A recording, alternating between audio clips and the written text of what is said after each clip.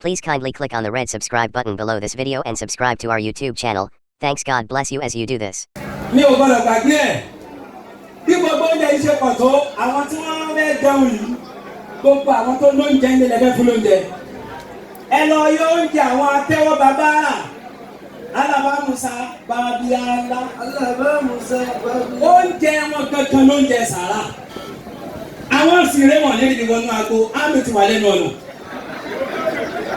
àwọn ò lé níbi wọnú agbo gbogbo ẹ̀yin tẹ́ bá ń ṣe sàrà àfọkù ẹ lọ jùmọ̀wọ́ o àwọn kankan ni wọ́n nídìí oúnjẹ ẹ̀yin ò nídìí oúnjẹ kálukú tí ò tó lóúnjẹ ńlẹ̀ ní gbogbo èèyàn tó jókòó yìí nítorí ẹ̀ a máa gba owó tó ní tùmọ̀ ń bí gbogbo iye ẹnikẹ́ni tó wà ń bí tí ó máa jẹ́ owó sàrà pàtàkì ìgbà tí wọ́n bẹ̀rẹ̀ owó kútùbà lẹ́ẹ̀kan ẹlòmíì lè fi 10,000 ṣe kútùbà ó sì lọ di ọwọ́ báyìí tí ò lè ṣe bẹ́ẹ̀ níwájú Sànní. Allah. ẹ lè ṣe bẹ́ẹ̀ níwájú Pàṣọ. Allahu Akbar. Allahu. àwọn ọmọ mùsùlùmí yóò sì ru owó báyìí níwájú eléré. Allah. wọ́n tún wá ní kẹ̀kẹ́ nípa tí ò máa gbé dání. Allah. wọ́n sì máa ru owó sì máa gbé fún eléré. Allah. àwọn àfáà tí wọ́n gbà wọ́n lẹ̀ gan wọn ní fún wọn lówó. gbogbo ẹni tó lọ́kàn dáadáa sí Alhaji Abdulrasheed tó fẹ́ ṣàbòsí wọn gbórúkọ lóhùn tóbi. Adara Shida, ìwọ kọ́kọ́ mú 20,000 naira. Kọ́kọ́ mú 20,000 naira. Ó ní iye tí mo fẹ́ gbà kalẹ̀ ní. Tó dọ́rọ̀ yàn. Fún bàbá yín tó jáde láyé. Alhaji wa Abdulrasheed, bí èyí wò ìwọ lọ tẹ́lẹ̀. Ó gbọ́dọ̀ jìnnà. Tó o bá jìnnà, ó máa jẹ́ kí ìjókòó máa ráre. Alhaji wa Abdulrasheed tí wọ́n kọjá sọ́run. Òun la fi sọ pé ọmọ jayéjayé ṣe pẹ̀lẹ́pẹ̀lẹ́ o. Ọmọ jayéjayé ṣe pẹ̀lẹ́pẹ̀lẹ́. Adara Shida débi ẹ̀gbọ́n. Ẹ̀yin ni wàá kọ́kọ́ gbà lọ́wọ́ yìí. Gbogbo ẹni tó wà ń bì owó tó máa nítumọ̀ tí yóò lórí tí yóò nídìí. Òun ni yóò jẹ owó fìdáhù ìyẹn gẹ́gẹ́ ní sàrà. Àkúrò ní ilé bọ́símọ̀tò. Àkúrò ní ilé bọ́símọ̀tò. Ẹ má gbàgbé ilé àgbẹ̀gbẹ̀ yìí o. Ẹ má gbàgbé ilé àgbẹ̀gbẹ̀ o. Ilé àdá àgbẹ̀ láì sẹ́ni kankan. Ilé àdá àgbẹ̀ láì sẹ́ni kankan. MKO Abíọ́lá bàbá dáadáa. Bàbá yẹn ti kú ní sí ọtọ́jú mélòó? 20 years. Alhaja wa Rashida. Dayo Hamza. Owó tí mo ní kó mú wá, ó ti mú wá. Alhaja wa Fatimot. Ìyábọ̀dé. Fatimot Ìyábọ̀dé. Táwa Kálítù. Ó yẹ mo ti wá. Ó máa nítumọ̀ mú wá àwọn. A máa fi ọkùn eléyìí ó gbọ́dọ̀ pé 5,000. Kò tí pé ó sì fẹ́ ọkàn. Bọ́ọ̀sì yẹn gan bàbá.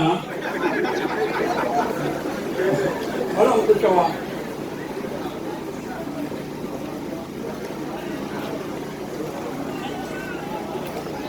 Ó ti pé Ọmọwùmí ní Amẹ́ríkà envelope tiẹ̀ rí. Àtúwà Yusuf ló tiẹ̀ wá. Ní kàgbákò lẹ́yìn wọn 5,000 naira. Now, ta ló tún kù? Ó yá, gbogbo ẹjọ́kù náà. Gbogbo ẹnikẹ́ni tí ó yẹ kí n máa porúkọ wọn. Torí pé tí ò bá ní tí máa porúkọ, ó lè má bẹ̀rẹ̀ nítumọ̀. Àwa kì í gbowó lóde ṣùgbọ́n ká gbowó fún àwọn àfáà ẹwà àwọn àrímọ̀. Gbogbo mọ́ṣáláṣí kálukú ló ti ń tò òjò tó rọ̀ lẹ́nu lọ́wọ́ ìkọ́tí kábà ní mọ́ṣáláṣí wa. Ilé kálukú lísì ló ń dá mọ́rán tí èsì wà ń bẹ̀ yìí. Àwọn náà lẹ́sìn bí èsì mọ́ṣáláṣí tí wọ́n eléyìí bá ṣẹlẹ̀ wọ́n gbọ́dọ̀ rí nǹkan gbèsè sínú mọ́ṣáláṣí. Bàbá yìí náà bẹ́ẹ̀ ni àbílẹ̀ kọ́. Torí ẹ̀ Alhaja Rashida Kálíkégbè.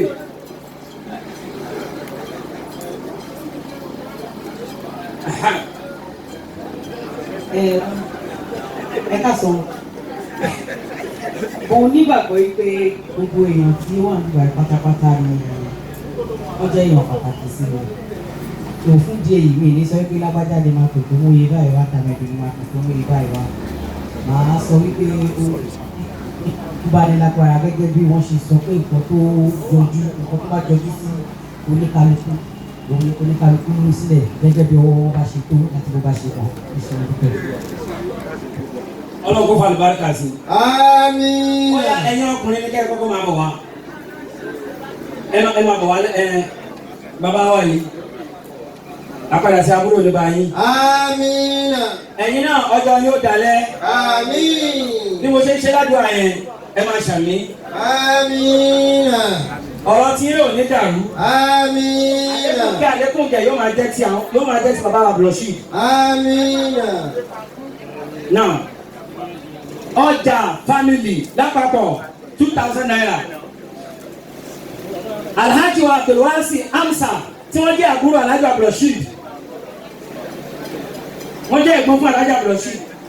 Àbúrò ni wọ́n jẹ́ àbúrò ẹ̀gbọ́n ní ẹlẹ́ẹ̀kejì.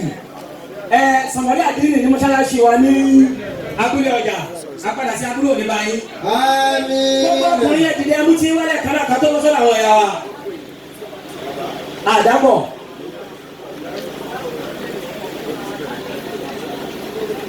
Ọmọ jayéjayé ẹ ṣe pẹ̀lẹ́pẹ̀lẹ́ o. Ọmọ jayéjayé ẹ ṣe pẹ̀lẹ́pẹ̀lẹ́ o. Àwọn tí wọ́n ta sọ̀rọ̀. Musabi. Torí Mursi. Torí kìíní tó fi sọ́dún yìí o. Passionate family. Ìbànújẹ́ òní bá gbogbo family náà. Àmín. Passionate family. Lagos Island. Ìbànújẹ́ òní bá yín. Àmín.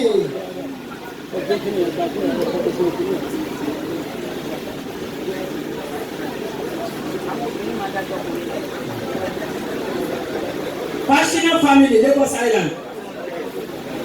Náà ó yá gbogbo ẹ̀yin obìnrin látọwọ́ wájú mi ẹ máa bọ̀. Ọlọ́run bá wá kẹ́ Àjí Ràṣídì. Ọlọ́run bá wá kẹ́ Àjí Ràṣídì. Gbogbo ohun tó fi sílẹ̀ kó máa bàjẹ́. Gbogbo ohun tó fi sílẹ̀ kó máa bàjẹ́. Gbogbo ohun tó fi sílẹ̀ kó máa dàrú. Gbogbo ohun tó fi sílẹ̀ kó máa dàrú. Àwọn alájà wa olùwà Ọlọ́run wọn ni kọ́lọ̀ máa kí Alhaji Abdulrasheed. Àmín. Ẹ ṣe kíákíá gbogbo ẹnikẹ́ni tó fẹ́ ṣe sàrà kó dìde lẹ́ẹ̀kan náà torí àsìkò. Gbogbo ohun tó fi sílẹ̀ kó máa dàrú. Gbogbo ohun tó fi sílẹ̀ kó máa dàrú. Lẹ́yìn ìrẹ̀lẹ̀ Àjí Ràṣídì. Lẹ́yìn ìrẹ̀lẹ̀ Àjí Ràṣídì. Gbogbo wa káwa ó máa parun. Gbogbo wa káwa ó máa parun. Gbogbo CAC àbí? Gbogbo ìṣe CAC wọ́n ti lé ní. Gbogbo àwọn atafẹ́ ṣe sàrà kádìdé lẹ́ẹ̀kan náà. Lẹ́yìn ìrẹ̀lẹ̀ Àjí Ràṣídì. Gbogbo wa káwa ó máa parun. Àjí Ràṣídì. Gbogbo wa káwa ó máa parun. Bàbá Ràṣídàtù Dayọ̀ Àmúsà. Gbogbo wa káwa ó máa parun. Lẹ́yìn ìrẹ̀lẹ̀ Àjí Ràṣídì. Gbogbo wa káwa ó máa parun. Wà á káwa ó máa parun. Gbogbo wa káwa ó máa parun. Gbogbo wa káwa ó máa parun. Àníṣe gbogbo wa káwa ó máa parun. Gbogbo wa káwa ó máa parun. Àní gbogbo wa káwa ó máa parun. Ọlọ́run kẹ́ bàbá Dayọ̀ Àmúsà. Gbogbo wa káwa ó máa parun. Ọlọ́run bá wa kẹ́ bàbá Fatima. Gbogbo wa káwa ó máa parun. Ọlọ́run bá wa kẹ́ bàbá Yusufa. Gbogbo wa káwa ó máa parun. Ọlọ́run kẹ́ bàbá Ìfẹ́ Olúwa. Gbogbo wa káwa ó máa parun. Ọlọ́run mọ́ṣá bá wa kẹ́ wọn. Àmín. Ọlọ́run mọ́ṣá sinmi fún wọn. Àmín. Gbogbo tí ó jẹ́ rádaràda jágbàjàgbà rédèrèdè ọlọ́run ọba òní yóò sọ̀kalẹ̀ sí nínú ìwọ̀n. Àmín. Ọlá bẹ́ẹ̀tù àti Àmín. ọlá kárọ̀tì mọ̀ṣáráfà Àmín. ọlá wàlá háwùlá. قوة إلا بالله العلي العظيم. Ẹja tẹ́wọ́ bí gbogbo wa ṣe sàrà yìí. Wọ́n gbà lórí mọ́sálásí. Ó yẹ kí ó ní ìtumọ̀. Ó yẹ kó lórí kó sì ní ìdí. Tó òun ló ń jẹ́ pé a ṣe sàrà. Èyí tí mo tún sọ lẹ́ẹ̀kan ẹ rò ó lẹ́yìn tẹ́ ẹ bá ṣe léyìí tán omi lẹ́ṣẹ̀ sí mọ́ṣáláṣí ni rọ́ọ̀gì lẹ́fẹ́ rà sí mọ́ṣáláṣí ni jẹnẹrétọ̀ lẹ́fẹ́ rà sí mọ́ṣáláṣí ni eléyìí ló ní ìtumọ̀ tí ó máa jẹ́ sàárà tí ó máa bá bàbá yìí títí láéláé bẹ́ẹ̀ bá ṣe ń dàgbà sí lẹ́ẹ̀ máa ṣe ohun rere fún wọn nígbà tí wọ́n sí mọ́ yìí ìtẹ́ ṣe tí ò ní tán mọ́ lórí gbogbo ìgbà tí wọ́n bá ń kírun bẹ̀ yóò máa jẹ́ ìgbà fún wọn òun ni kẹ́ máa ṣe ọlọ́run má fi eléyìí ọlọ́run má fi padà ṣe ìbànújẹ́ fún wa Àmín. ọlọ́run àtọ̀rọ̀ṣì wọ́n rọ́jú lọ́hùn ni gbogbo ń tà tọrọ lápapọ̀ táwọn bàbá ìmáàmù ti tọrọ ọlọ́ba àbúládé bá wọn. Àmín. àtà ìyá àtúntà tún ṣe iná ọlọ́ba ṣàbà àbúládé bá wọn. Àmín. gbogbo ẹ̀yin tẹ́ ẹ̀ tí fi owó fìdáwù lẹ̀ tẹ́ ẹ̀ ṣẹ̀ṣẹ̀ ń wọlé ẹ̀ tí fi owó àlùkò wọ́n ṣe owó kútùbà ẹ̀ tí fi lẹ̀ torí kó máa wá dàbí àkóbá owó kan náà tẹ́ pé kò gbọdọ̀ gbẹ mọ́ yẹn ní àpò aláàjì wa tó ṣe ìwọlé yìí